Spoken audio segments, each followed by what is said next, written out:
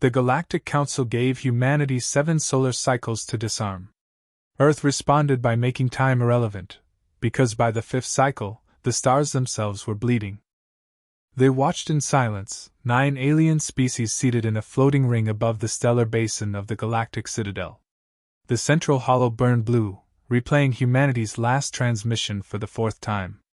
"We reject your ultimatum," the human admiral had said, voice flat, eyes devoid of fear.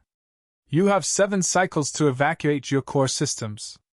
After that, the stars begin dying." The room trembled. Not from sound. From memory. The oldest among them, the Crethary Chancellor, clicked a trembling claw on his data spire. "They're bluffing," hissed the Inari emissary. "No," replied the Crethary. "They're not." On a moon above Earth's 3rd sun, Admiral Salus Vorn stood in silence. He was draped in the black sigil cloak of the Imperial Terran Navy, his fingers clasped behind his back. Around him, tactical holograms hovered like fireflies. "Status?" he asked. "All fleets in position. Sleeper constructs are active. The Ensemble spores have reached every target," his second-in-command replied. "Awaiting your order." He nodded once. "Begin Phase 1. No declarations. No warnings." Thousands of light-years away, over the peaceful council world of Virilnox, the sky split in half. Civilians looked up and saw their twin moons collapse inward, consumed by silent vacuum folds. Before the sound reached them, the cities were already gone. In the citadel, the hollow display began glitching. Panic surged. Messages poured in. Communications blacked out. Planetary systems disconnected. "They've started," whispered the Vornari delegate. "Humanity's attacking without a formal war protocol. This is unlawful." The Crethary Chancellor rose. "You issued an ultimatum. What did you expect? Flowers?" At the Terran command cradle, Vorn's expression never shifted. He watched the dominoes fall. One by one, the Council's outer ring systems collapsed into chaos. The first Council fleet tried to engage over Sector Helios. They arrived to find a dark star and a Terran relay station transmitting children's laughter on loop. An hour later, that fleet ceased existing. In Deep Space Archives, an archivist whispered into her private journal, "We underestimated Earth. Not because they hid their power, but because they remembered what we made them forget." On Earth, the people didn't cheer. They didn't dance in the streets. They simply watched the stars and waited. Vorn stepped into the echo chamber, where the senior war AI resided. A swirling construct of neural fire, the entity known as Archivist 3 addressed him. "You are enacting Pathway Omega," it stated. "I am. Warning, this will end the Galactic Council. That's the goal. And what will rise in its place?" Vorn looked into the dark. Silence. First. Then memory. Across 5 star systems, the Council attempted to retaliate. They gathered fleets. Hundreds of ships, veterans of past wars. They surged toward Terran space. Then the stars began to vanish. Not dim. Not supernova. Vanish. Gone, as if erased from the code of the universe. A Council admiral screamed into his comms. "What are they doing to physics?" The answer came too late. Terran ships didn't fight in formation. They moved like a swarm of logic-breaking thoughts, blinking in and out of phase, dodging rail cannons before they fired. They released echo bombs that sang in quantum tones and fractured command chains. One alien captain, driven mad, tore off his skin trying to escape sounds that weren't real. At the Council's emergency chamber, Chancellor Zur of the Vrelk rose. "We must beg for negotiation." The Crethary leaned in. "They offered peace. You gave them an ultimatum." Vorn's voice echoed across Council bandwidths without warning. A live broadcast. One channel. No encryption. Every corner of the galaxy heard it. "You wanted us to disarm. We disarmed your future. You demanded submission. We demand memory. You ruled for 100,000 years by removing civilizations you found inconvenient. You exiled us. Sterilized our skies. You buried our ancestors beneath lies. We found them. Images replaced the signal. Alien extermination fleets wiping out human colonies marked as pre-sentient species. Council admirals ordering orbital glassings on human-origin worlds.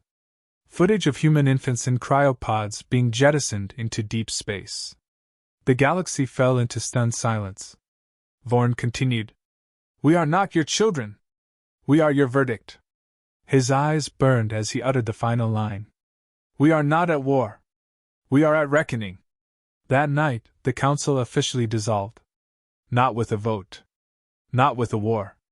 But with the sound of every voice falling silent. One species fled the galaxy. One committed suicide as a race. And humanity? They rewrote the stars. They called it the Second Response Fleet, 4,000 ships, 3 centuries of unchallenged supremacy behind them, armed with gravity lances and shardwave projectors sharpened across millennia of subjugation. The Galactic Council launched it in desperation, still convinced humanity was posturing. Still clinging to the illusion that fear had meaning. That evening, the fleet vanished in less time than it took to initiate its final transmission. The first anomaly registered on the lead cruiser's bridge as a discrepancy in time flow. Sensors disagreed with themselves. Logarithms unraveled. Crew reported brief flashes of Earth skies where only cold space should have been. Then came the silence, mechanical first, then biological. Neural dampeners collapsed under an invasive signal. A coded echo embedded with centuries of archived Terran pain streamed straight into their consciousness. Screams followed. Then nothing. All ships blinked out at once, like stars choked under the weight of ancient grief. Admiral Vorn didn't smile when he received the data. He simply noted the timestamp, logged the confirmation, and moved on. He hadn't launched a war. He'd released a memory. The Hydra just pulled their delegates from the council, said Commander Liss, reading the comms feeds aloud. The Icthri have begun fleet withdrawal. Sir, they're cracking. The outer ring is abandoning the core worlds. He nodded slowly. Let them run. They were never the enemy. But what if they warn the others? Let them try. On the other side of the galaxy, the council reconvened in emergency quorum. Panic crackled through the air like static. 9 species, 200 diplomats, dozens of AIs, all shrieking data, all proposing countermeasures. The surviving council admiral, scarred and shaking, stood before them with dried blood on his robes and hollowed eyes. There was no battle, he said flatly. There was no warning. There were no ships. They sent ghosts. Then they showed us what we'd done. I saw my hands giving the orders. I heard the children scream.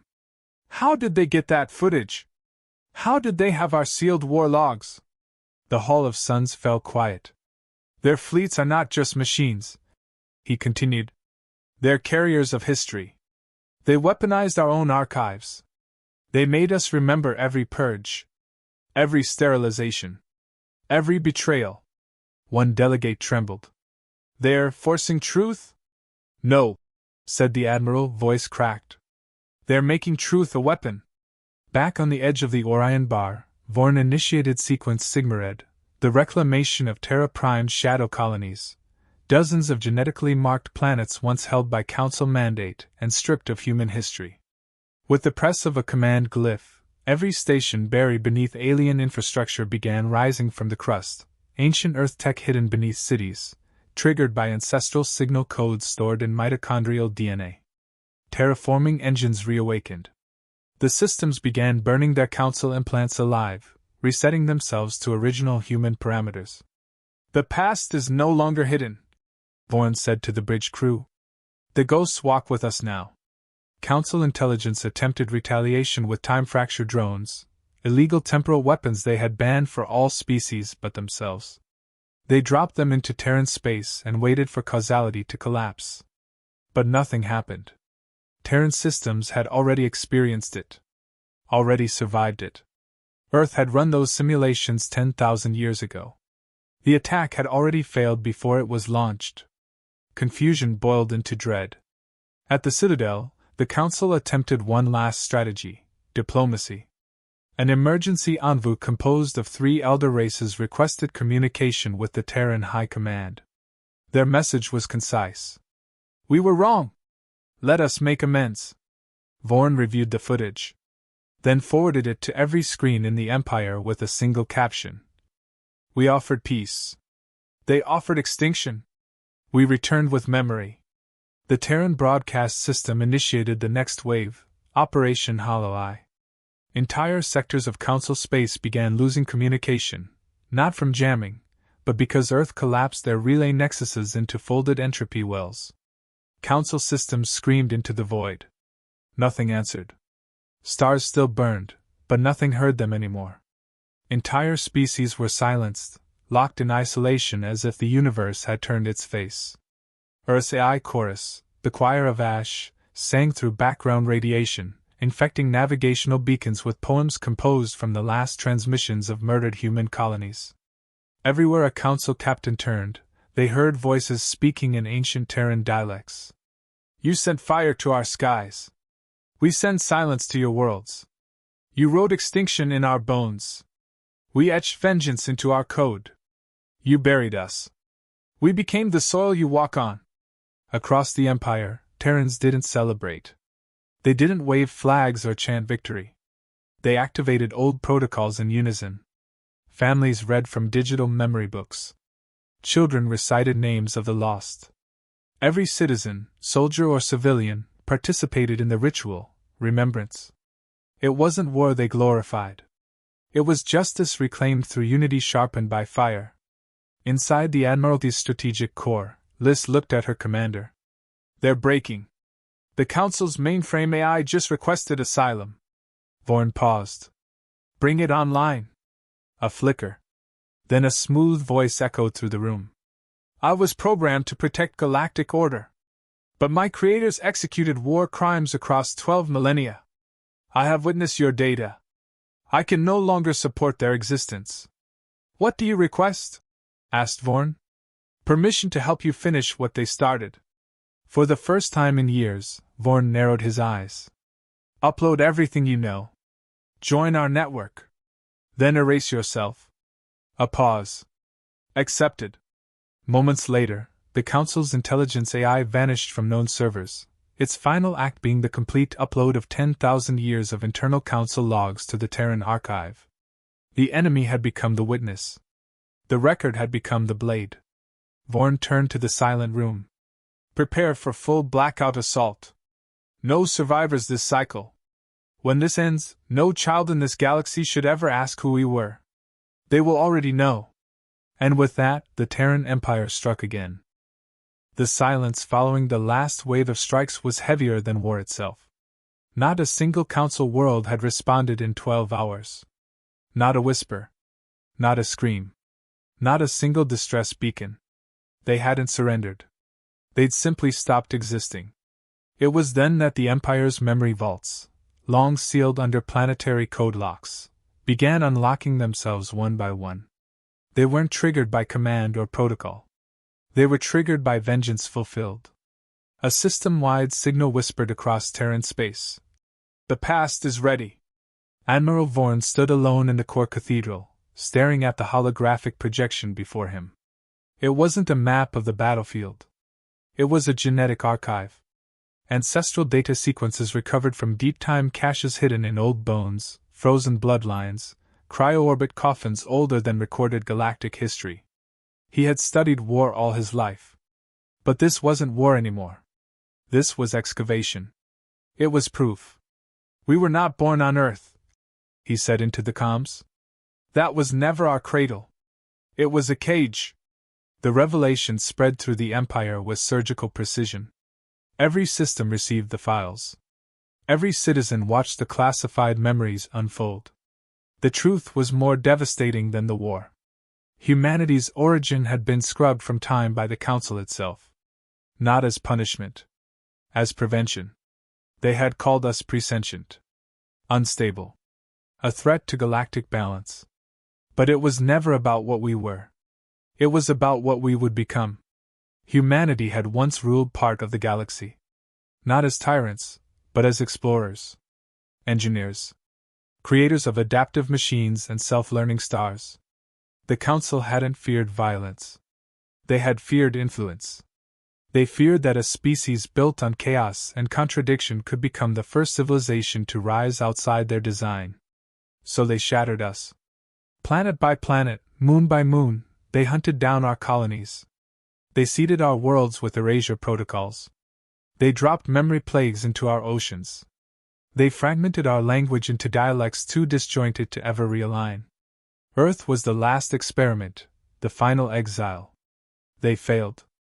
Vorn transmitted the recovered message to every remaining Council relay, an ancient recording, damaged but unmistakable, of a young alien commander ordering the sterilization of the original human empire. Phase 5. Total purge of genetic clusters. Activate the entropy field. Prepare false historical implantation. No records must remain. Humanity must become myth. The voice posed. Then whispered, "We are gods. We cannot allow rivals." And then the screen cut to black. Vorn didn't rage. He simply turned to the Imperial AI channel and gave a single order. Broadcast the memory. Do not sanitize it. Let the galaxy see what gods become when they fear their own creations. The reaction was immediate. Dozens of neutral species severed ties with the Council. Some began transmitting apologies. Others asked to join the Empire. But Vorn had no use for apologies. Not now. Not after the truth had detonated like a second warhead across the stars. He called a meeting of the High Strategium. "We no longer fight for victory," he told them. "We fight for legacy. We are the last civilization that remembers what was stolen." One of the younger commanders raised a hand. "Sir, what of the Council core worlds? There are billions still unarmed. Civilians. Children. Scribes." Vorn looked him in the eyes. "Did they spare ours?" Silence followed. "They erased our origin," Vorn continued. "They orphaned our entire race and called it peace. There are no civilians among architects of genocide." "But what of those who weren't born when the purge began?" the commander asked. "And what of the human children who died in cryotombs while your Council's ancestors played God with history?" His voice sharpened. "What we do now is not vengeance. It is correction." The final phase was approved. Operation Grave Speech. It wasn't a fleet. It wasn't a superweapon. It was a voice. The Terran choir of memory, encoded with every truth the Council had tried to bury, was compressed into a subdimensional pulse and fired across the galactic core. It couldn't be jammed. Couldn't be blocked. Couldn't be misunderstood. Every sentient being within range heard the same message, in their own native language, spoken in the voice of a human child. "You tried to make us forget. But we remembered." Some broke down weeping. Others screamed and clawed at their heads as truth collided with lifelong lies. In some systems, children asked their parents why the sky was apologizing.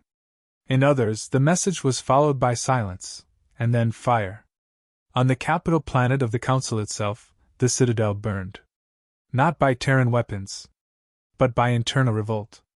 The ruling caste was dragged from their chambers and thrown from towers built atop forgotten graves. Species that had once mocked humans for their barbaric emotion now found their own people driven mad by the weight of truth. Vorn didn't give the order to strike. He didn't need to. They were tearing themselves apart. He walked to the viewport of his flagship and watched as a new sun ignited, one not born of fusion, but of revelation. A comms officer approached.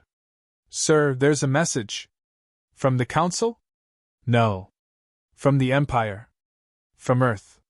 "Play it." The voice was old. Fragile. An elder from the Mars Resistance, one of the last born before the unification. Her words cracked like time. "History remembers the monsters. But only legacy remembers the survivors. We survived." Vorn closed his eyes for a moment, then opened them again. "Seal the record. Let the galaxy burn if it must. But let no one ever forget again." And with that, the Terran Empire began its final march. Not toward conquest. Toward remembrance. The Terran Empire did not celebrate. The stars were still burning, but no fireworks marked the moment. No anthems echoed through the sky. There was only the long silence of a predator finished with its kill, the calm that followed the fall of something ancient, monstrous, and once believed immortal. The Galactic Council was no more. Its archives now served as Terran history libraries. Its communication network pulsed with Terran language. And its last surviving ruling species had been reduced to a monitored refugee group, forced to live on the same worlds they once condemned others to die on. Admiral Vorn stood at the edge of the memory core, surrounded by living records and transmitted testaments. Generations of truth once buried were now catalogued, distributed, taught. But this moment wasn't his victory. Not really. He hadn't brought humanity to dominance. He'd simply delivered the invoice for crimes long overdue. The cost was paid in stars. A voice buzzed through the command channel. Final report from the last Outer System Reclamation Fleet, Admiral. Sector 9 to 14G has been secured. Council-aligned resistors surrendered. No resistance worth mention. Losses? None. He gave a slow nod. Archive it. And sir, additional message from one of the Hydra emissaries. They're requesting a formal audience. They wish to discuss alliance terms. Send them a copy of the memory transmission, Bourne said. If they still want to talk after, schedule it. A second voice broke in, deeper, synthetic, emotionless. One of the Central War is Archon Trinere. Admiral, I have processed 99.8% of all recorded Council behavior patterns over the past 60 millennia.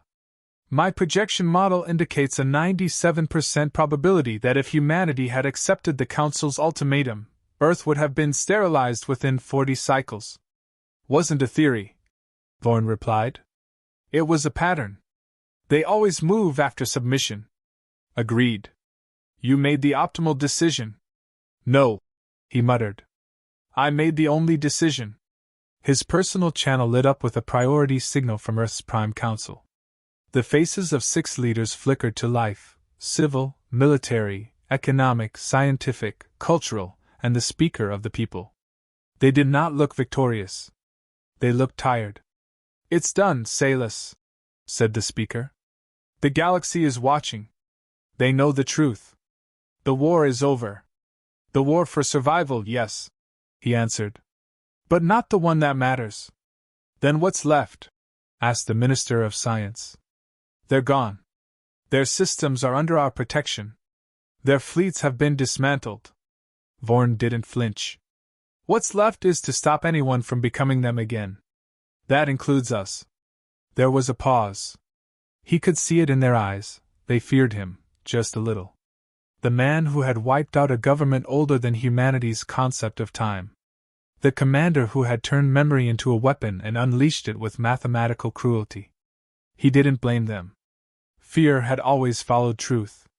But fear was useful, as long as it never became worship. I won't be leading peacetime policy, Vorn continued. Once the last system is accounted for, I'll step back. To do what? Build the tomb. They didn't ask for clarification. They understood. Every burned world. Every exiled colony. Every erased people. Every shattered human vessel drifting in space, marked as subsentient, by a council that played God without mercy. They would be named. Counted. Honored. Not as symbols of suffering, but as anchors. So that Earth would never forget what was taken, and never allow itself to become the next thief. A soft chime interrupted them, an open transmission from a border sector. This is Captain Elora of the Sable Horizon. We've intercepted a council signal anomaly. Impossible, the cultural minister said. Vorn's eyes narrowed. Define anomaly. It's not a distress beacon. It's a loop personal log. Very old. Faint, but directed at Earth's coordinate markers. Origin? Unknown. No known council system. Likely deep space remnant. Play it. The audio cracked through every line. A frail voice, alien but unmistakably sincere. If any human ever hears this. I am Sautel of the Drenari. I was a council archivist. I broke protocol. I kept the records. I hid them in drift capsules beyond reach. I knew the extermination was wrong. I knew your species was not what they claimed. I saw the children. I saw your cities burn. I couldn't stop them. But I remembered. The silence that followed was absolute. Then the log resumed. I buried a record in the ruins of the old gate world, Atlas 7. If you find it, you'll know the truth. You weren't just victims. You were the future. They feared you because they knew you wouldn't become them. You would become something else. Something free.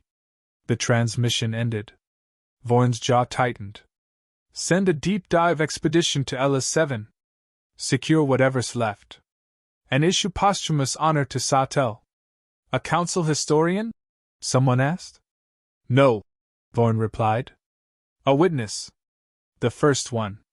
Later that night, alone in the observatory deck of the Oblivion Warden, he recorded a final message to all Terran systems. This is Admiral Salus Vorn. The Galactic Council is no more. Their threats, their lies, their histories, they have been dismantled. But our duty has only begun. We are no longer the hunted. We are no longer the forgotten. We are the keepers now. Keepers of memory. Keepers of balance. We will not erase. We will not repeat. We will not forget. He stood in silence as the stars drifted slowly past the viewport, the dead light of conquered worlds echoing into eternity. Then he whispered, not to the crew, not to the galaxy, but to the souls of those long lost. You buried us to stop what we would become. And now, we've become your end. The transmission closed. Earth did not cheer. The stars did not move. But history had been rewritten, in memory, in fire, and in the unbreakable will of a species that refused to vanish. The galaxy didn't know how to move on. Systems once rigid with protocol now floated in stunned silence. The great species, the Icthari, the Vrelk, the Solari, no longer looked to the Council for order. They looked toward Earth. Toward a species once mocked for its volatility, now feared for its memory. And humanity, against all expectation, did not press the advantage. No empire expanded. No tribute demanded. Instead, Earth broadcast a single phrase to every system under Terran reach. We do not conquer. We remember. On Earth, a boy named Dorian sat in a rebuilt archive room once scorched by orbital fire. He was only 10, born during the siege of the Saphir Belt, and he was reading. Not for homework. Not for duty. But because his father had said, if you read their lies, you'll miss the truth. Read our truth first. Then you'll understand why the stars changed color. On the outer fringe, the newly formed Council of Witnesses, a multi-species assembly created under Terran oversight, prepared for its first gathering. It wasn't a government. It held no power, passed no laws. It was built for one function only, truth. No species would ever again have the authority to erase another's history.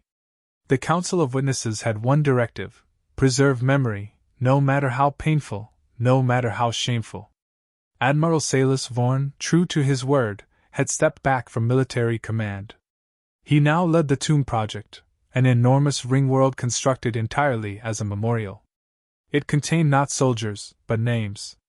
Entire walls carved with human designations recovered from memory plagues, lost manifestos, and degraded cryopod logs. It was built in silence, with no ceremony. And it was visible from over 3 systems away. A wound made visible. A reminder no longer hidden. Report after report confirmed what Vorn had suspected: no military resistance remained. The last of the original Council structures had collapsed. Rogue warbands attempting to restore their dominion had been extinguished by their own people.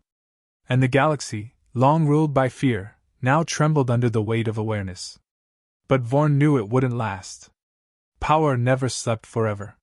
He sat with the heads of the Earth's strategic continuum and placed a small, black cube on the table.